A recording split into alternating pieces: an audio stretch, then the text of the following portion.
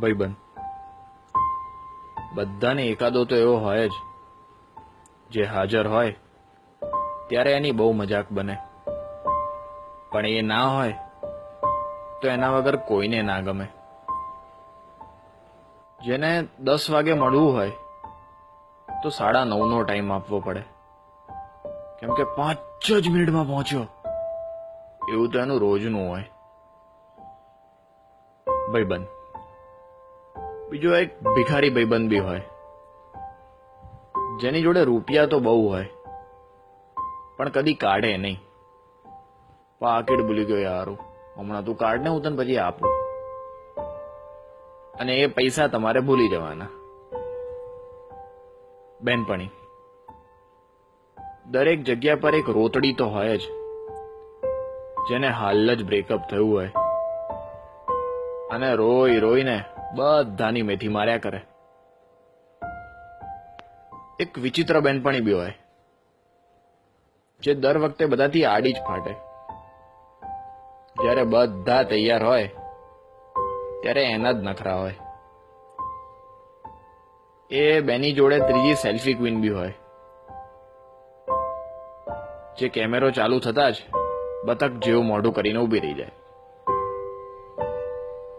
બબાલ્યો દરેકને એકાદો બબાલ્યો ભાઈબંધ બી હોય, જેને મારા મારી કર્યા વગર ખાવાનું જ ના પચે.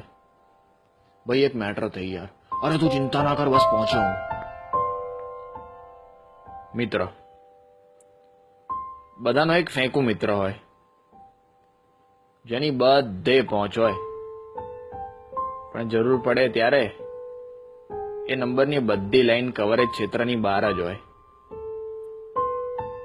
બધે એક એવો ભાઈબંધ બી હોય, જે બહારથી જેટલો સીધો સાદો ને ભોળો લાગે, અંદરથી એટલો જ છાણો હોય. હજી એક વિકૃત બી બધે મળી રહે, જે બોલવાનું ચાલુ કરે એટલે એને કંટ્રોલ કરવો અઘરો પડી જાય. અરે ક્યારેક તો એની વાત સાંભળીને આપણને શરમ આવી જાય.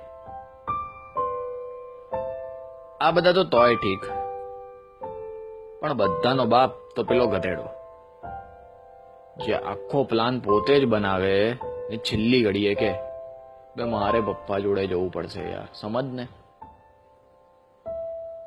ભલે રોજે રોજ હેરાન કરે, ભલે બે મતલબની બકવાસ કર્યા જ કરે,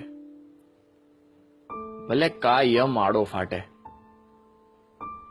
પણ સાચો ભાઈબંધ તો એ જ, જે જરૂર પડે 2 લાત મારીને કહે ચિંતા ના કર, તારો ભાઈ હજુ બેઠો છે.